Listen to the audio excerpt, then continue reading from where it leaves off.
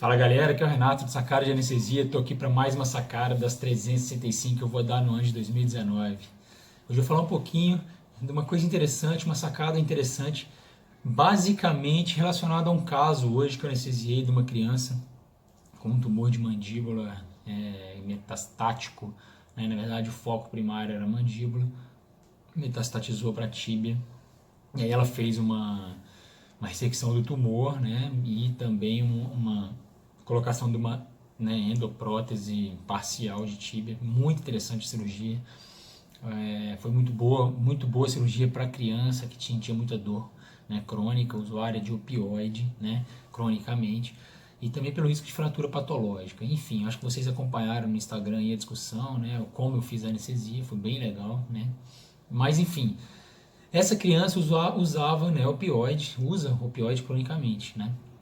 E aí eu optei por um bloqueio do neuroeixo, né? Era criança maior, 9 anos, dependendo da criança, né? Se for uma criança bem orientada, né? Que entende bem, né? Sobre o fato de ela acordar um pouco a perna ainda dormente, anestesiada, se ela aceitar, a mãe também fica de boa.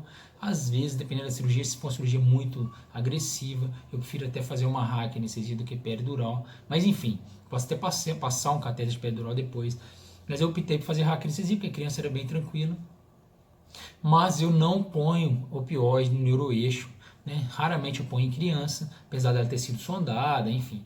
Mas também em adultos eu não ponho opioide no neuroeixo em uma condição, né, que talvez vocês não possam não ter percebido ou em algum momento, algum dia da vida de vocês, ou que vocês nunca pensaram a respeito. Mas é interessante o seguinte: cada vez mais vai aparecer paciente usuário crônico de opioide para a gente anestesiar. Nos Estados Unidos isso é muito comum, né? Obviamente lá existe uma epidemia, né, de uso de opioide, então lá a chance do anestesista americano anestesiar um paciente usuário crônico de opioide é imensa, é muito grande, muito maior do que no Brasil, né? Graças a Deus a gente ainda não vive dessa epidemia, né, de usuários crônicos de opioide. Mas pacientes oncológicos, né, usualmente, né, fazem uso, né, de opioides, né, para dor crônica, e essa criança usava metadona aí de horário por alguns meses já, né?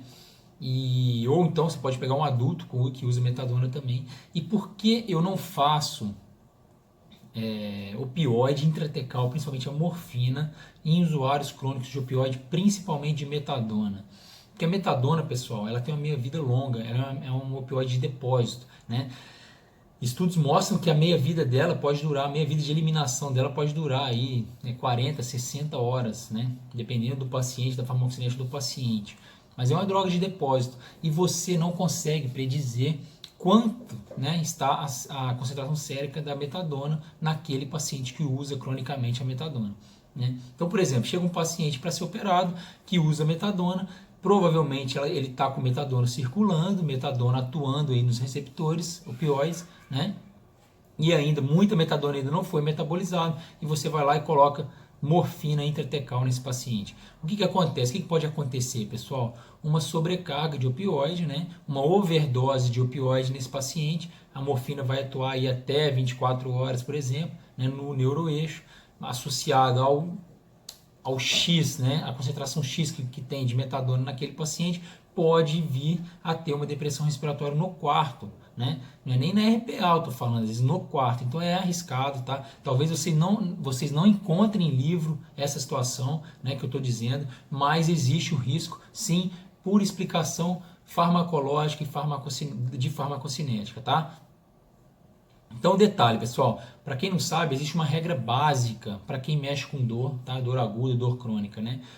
A gente sempre pode, né, converter a morfina para metadona. Então, se um paciente usa morfina, né, ou outro opioide, ou um oxicodona, ou um fentanil, né, ou uma codeína, enfim, a gente pode fazer a conversão para metadona, né, transicionar esse opioide que o paciente está usando para metadona.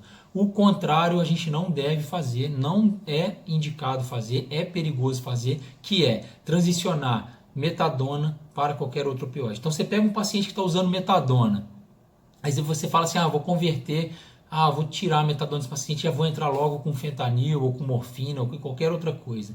Isso não deve se fazer. Por quê? Exatamente pela explicação que eu disse.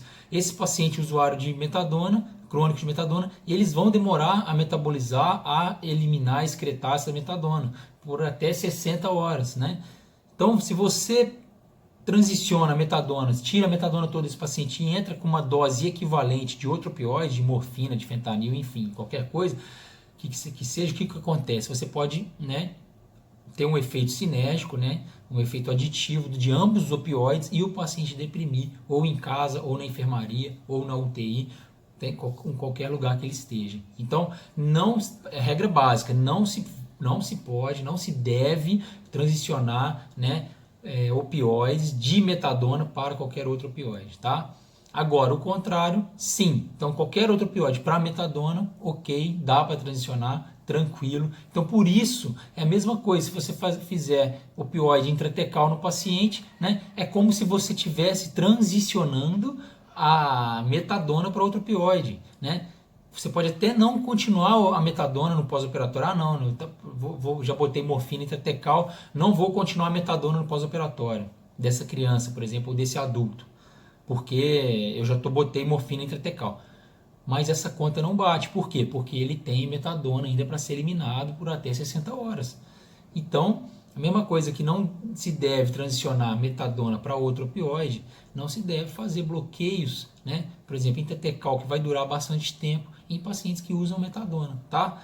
É o mesmo raciocínio, a mesma regra, tá? Então essa é a sacada de hoje, pessoal. Se vocês pegarem pacientes usuários crônicos de metadona, por exemplo, queimados, residentes às vezes comigo vão anestesiar queimados e aí, por exemplo, é desbridamento de membro inferior, vamos botar morfina na RAC. Eu falo, não ponha morfina na RAC, porque esse paciente já usa metadona cronicamente aí, e ele pode deprimir lá no quarto depois de algum tempo, de algumas horas. Então, eu sempre recomendo os residentes para não usarem opioide intratecal em pacientes usuários de metadona. Até porque ele já tem opioide circulante, ele já tem opioide sistêmico numa quantidade boa, adequada, razoável. Então, em vez de eu botar opioide intratecal, eu posso até aumentar a metadona. Igual aumentei a metadona dessa criança. Ela tomava metadona, usava metadona de 2,5mg de 8 em 8. Eu aumentei para 2,5mg de 6 em 6, para ela poder ter uma analgesia aí melhor aí no pós-operatório dessa cirurgia, tá? Então é isso, pessoal. Espero que vocês tenham gostado dessa sacada, curtido. Tomem cuidado, então. Não transicionem nunca, né, metadona para outros opioides, e sim o contrário, outros opioides para metadona. A mesma regra vale para não fazer opioide intratecal em usuários crônicos de metadona, tá?